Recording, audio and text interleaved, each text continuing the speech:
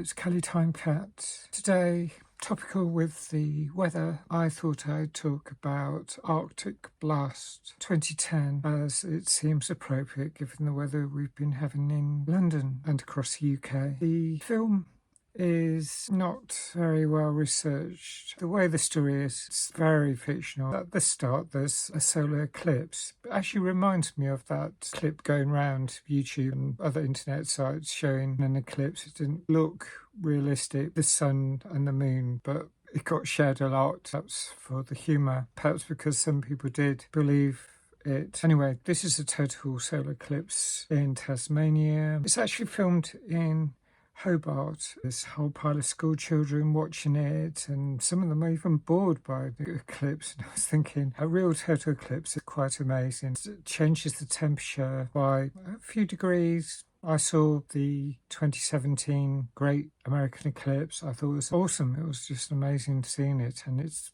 a relatively rare occasion. The next eclipse in the UK is in 2090. With this film, the story goes, the total solar eclipse somehow causes some sort of rift in the ozone layer. It allows the mesosphere to penetrate, come down to the ground, the extremely cold air up there. The opening actually starts with that line about how if you go 35 miles directly straight up, you get to the coldest place on Earth because the temperature is much colder up there than it is anywhere on the surface.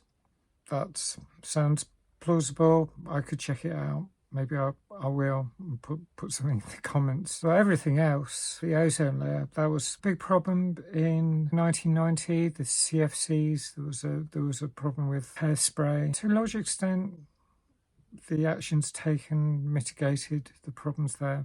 But it wasn't about climate change. It wasn't about how supercooled air would suddenly descend to the ground through the gaping hole in the ozone layer. So it felt a bit eye-rolling. Special effects, some of them were, I'd say this must be a budget film, and fair enough if that's all they've got for their budget. Probably wouldn't criticise Jaws if I saw that from 1975. Special effects are not the same as the capabilities of CGI today. Still, there was a message about pollution, about how human activity had caused the problems. Fair enough, if it gets the message through that we as humans do cause problems on the earth, then great. Enjoy it for the spectacle. There's a lot of sci-fi that doesn't involve fact, and that's fine, but look up and fact check the information afterwards. I posted a message about watching the film, and a friend on Facebook said, oh wow, that looks good, and I'm not sure if she watches it. Great, if any of you have watched it, if you've got any different thoughts, let me know. The acting was okay. The script,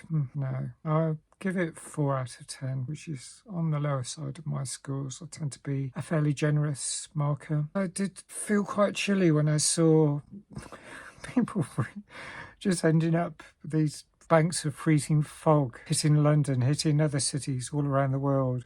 I just thought, wow, well, maybe that bit is close to the truth. Maybe I did get a little bit of enjoyment out of seeing the film. Those are my thoughts. Let me know your thoughts. Thanks for watching. Bye for now.